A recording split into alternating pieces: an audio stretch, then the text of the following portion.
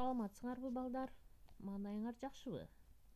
Анда эмесе бүгүн силер менен кыргыз тил сабагын баштайбыз. Дептер ручкаңарды алып, сабакты кунт коюп угабыз.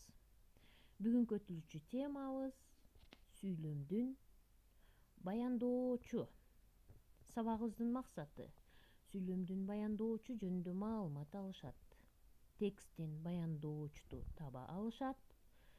Бири-бирине жоопкерчиликтүү мамиле кылышат. Сабакта пайдаланылуучу лексика сөздөрүбүз: ашкана, дүкөн, дарыкана, соода кыл, сатып ал, таттуу токоч, жөтөл, ары, дары-дармек, арзан, шериктештик, аймак, өнөктөш, өз ара соода. Деги эле балдар, биз баяндооч деп эмнени түшүнөт экенбиз? Баяндооч грамматикалык жактан сүйлөмдүн ээсине башыйып, анын кыймыл-аракетин, абалын, сыпатын, мүнөзүн, санын, ким эмне экендигин билдирүүчү баш мүчө. Баяндооч ээге башыйып, аны жак, сан боюнча ээрчип айтылат. Предикативдик катышты түзөт. Тутумуна карай жөнөкөй, тутумдаш баяндооч болуп бөлүнөт.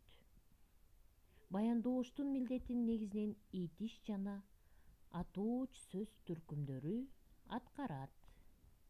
Баяндоочтун суроолору: эмне кылат, эмне кылып жатат, эмне кылды, ким, эмне, кандай, кайсыл, канчада деген суроолор берилет экен.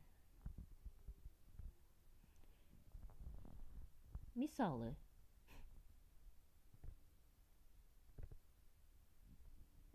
балдар азык-түлүк сатып алат. Кимдер азык-түлүк сатып алат? Балдар. Балдар сүйлөмдүн ээси экен. Балдар эмне кылат? Сатып алат. Сатып алат сүйлөмдүн баяндоочу экен.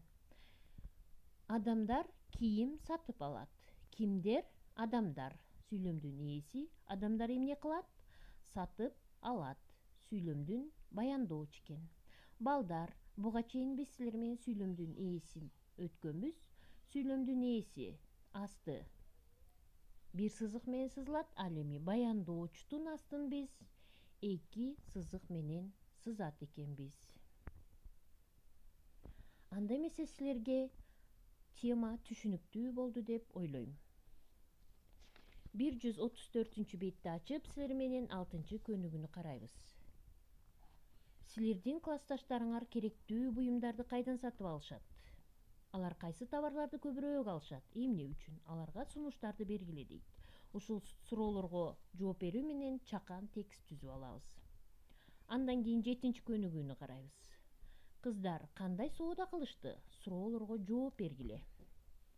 Наташа менен Мээрим дүкөнгө барышты. Дүкөндөн ар кандай азык-түлүк сатып алса болот. Наташа ар бири 35 сомдон 2 шоколад, 24 сомго 1 бөтөлкө суусундук лимонад, 10 сомго 1 бутерброд сатып алды. Наташа канча сомго соода кылды? Мээрим 92 сомго 4 пачка сагыз сатып алды. 1 пачка сагыз канча турат? Мээрим сатуучуга 100 сомдук купюра берди. Ага сатуучу канча сом кайрып берди? Демек, 7-көнүгүдөн түшүндүк биз силер менен суроолорго жооп берет экенбиз, дагы баяндоочтун астыларын сызабыз. Андан кийин үйгө тапшырмабыз. 8-көнүгү. Окуучулардын изилдөөсүн талдагыла дейт. Суроолорго жооп бергиле.